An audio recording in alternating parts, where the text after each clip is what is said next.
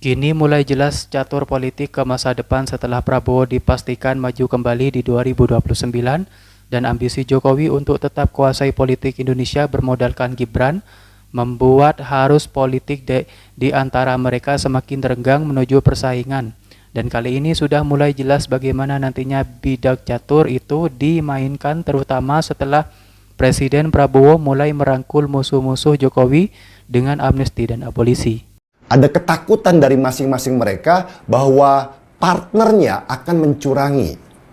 Kita tahulah kalau Jokowi memenangkan Prabowo sebenarnya dalam rangka menyiapkan Gibran anaknya jadi calon presiden di tahun 2029 nanti. Dan Prabowo jelas tidak akan mau karena dia juga berniat untuk menjabat presiden kalau bisa dalam 2 periode. Prabowo tidak ingin membesarkan anak macan di dalam kandangnya sendiri. Dan mengingat track record Jokowi yang bisa dengan tega mengkhianati Megawati, ibu yang membesarkannya sendiri, maka Prabowo juga sudah pasti ambil sikap untuk tidak dimakan Jokowi di kemudian hari. Yang pertama, Prabowo akan lakukan adalah memotong kaki-kaki Jokowi di pemerintahan. Ya wajar aja. Prabowo sudah pasti tidak mau dikelilingi oleh orang-orang Jokowi di sekelilingnya. Dia pasti ingin dikelilingi oleh orang-orangnya sendiri. Orang-orang yang dia percaya, bukan orang yang punya potensi untuk berkhianat. Yang pertama diganti oleh Prabowo jika dia nanti berkuasa, jelas adalah Kapolri dan Panglima TNI. Pertahanan dan keamanan, itu harus orangnya dia. Yang kedua adalah menteri-menteri strategis akan dia ganti semua dengan orang-orangnya dia. Prabowo akan membangun kekuatan baru di istana dengan orang-orang yang dia percayai. Dan itu bukan orang-orangnya Jokowi. Itu sangat manusiawi. Nah makanya dia harus memutus rantai ini, yang orang-orang dari kalangan gelap ini dicari orang-orang dari kalangan terang yang harus mendorong dia untuk punya speed yang tinggi. Seyakin apa Bang Saganda bahwa Prabowo dengan melakukan ini adalah memutus rantai terhadap Jokowi itu.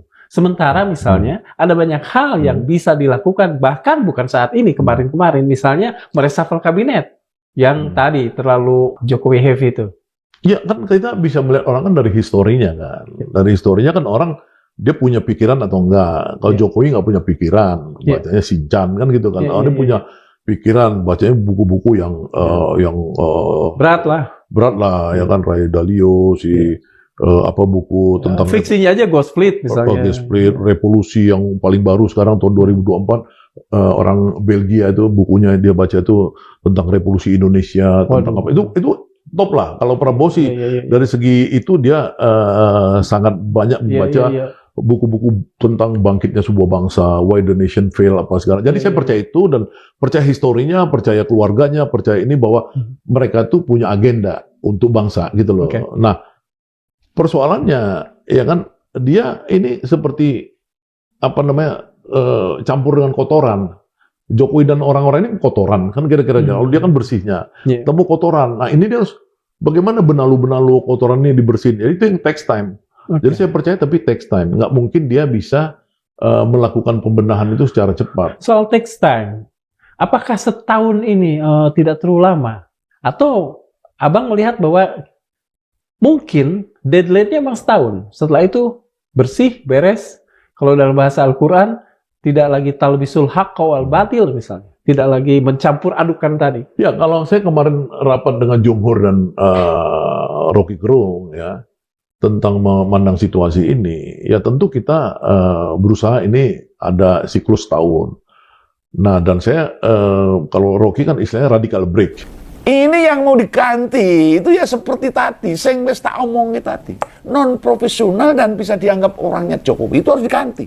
Karena kan membebani Pak Prabowo sebagai presiden untuk mensejahterakan rakyat. Tapi kan kemudian gagal karena misalkan kelompok lama, kelompok Jokowi ini masih dominan dalam menggendong, membonceng Prabowo ini, meskipun itu konsekuensi dari yang saya sering sebut sebagai kudeta merangkak, Prabowo berkuasa melalui mereka. Tapi kan ini kan kemudian menyusahkan, karena apa? Karena jumlah power realnya kurang sebagai iya. sebuah bangsa gitu loh. Jadi wajar kemudian mereka terus mengejar. Kan kita lihat kan Dasko misalkan tadi disebutkan oleh Pak Darmawan mengupload di Instagramnya. Jadi bukan pengetahuan bisik-bisik, itu secara publik dia kasih tunjuk. Ini gua berunding nih. Gua yang ngasilan pembebasan ini. Memang Dasko adalah motor daripada pemberian amnesti dan abolisi sejak awal. Saya tahu, saya lihat Instagramnya, saya pelajari. Kadang-kadang ketika saya ketemu, saya tanyakan, ya dia pernah memberikan sama saya foto dia berdua dengan Ibu Megawati masih 6 bulan lalu kalau nggak salah, dia udah kasih lihat saya, ini loh Bang, nih aku baru ketemu Mega nih berdua aja gini-gini. Dia pernah ngomong gitu. Jadi ada memang misi dari Presiden Prabowo ini untuk merangkul secara serius Ibu Megawati ini sebagai kekuatan marhen sosialis Indonesia, ya kan, nasionalis. Nah, satu sisi kelompok Islam juga, karena Indonesia ini sepanjang sejarah cuma 2 itu aja, Islam sama nasionalis. Saya tidak bisa mengatakan bahwa ini relawan, tapi ini adalah pendukung Jokowi yang mencoba mendekati mereka-mereka yang dulu sempat menggagas gerakan Rio Merdeka. Kemudian terjadilah rapat untuk mewacanai kembali. Jadi rapat itu sudah terjadi? Iya, sudah terjadi. Berkelanjutan atau bisa di dalam tanda petik dipatahkan? Enggak, artinya ini kan rapat ini kan sebagai awal kan. Nah, dan ini baru sangat tertutup sekali. Kan. Jadi sulit, sedikit sekali orang yang mengetahui ini. Tapi ini terjadi gitu. Kapan rapat itu terjadi, Pak? Agar paling tidak kita bisa menentukan beberapa hal lain sesuai waktu ini. 2 minggu yang lalu. 2 minggu. Iya. Pokoknya gini, pasca itu aja, pasca apa tuh? Abolisi. Abolisi dan amnesti. Mulai muncul. Jadi kalau kita lihat ya, bagaimana Jokowi itu menggerakkan mesin politiknya kekuatan. Ini memang betul membangun mesin kekuatan masanya tidak didasarkan oleh ideologi ya, tapi lebih pada pragmatisme. Itulah mengapa Jokowi mudah, karena dengan mudah siram uang jalan. Dan selalu begitu. Olinya banyak lah ya. Iya, selalu begitu. Wah, kemudian muncullah perorangan maki-maki Prabowo gitu. Muncul ini One Piece, nanti muncul lagi separatis. Dan semua ini ya kan terkait pada posisi kondisi psikologis Prabowo yang mudah